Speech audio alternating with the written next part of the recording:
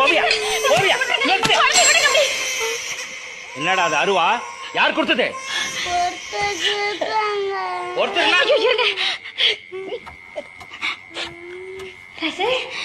என்னடா ஒரு மேல சந்தன வாசம் வீசுது ஆத்தா நானும் மிட்டாய் மணிய விளையாட போனோமா அவன் கருப்பு கோயில் போய் ஒரு மணி எடுத்துட்டு வரைய பந்தாயம் போட்டான் நானும் போனேன்னா எனக்கு பயமா இருந்தது ஓடி போனேன்னா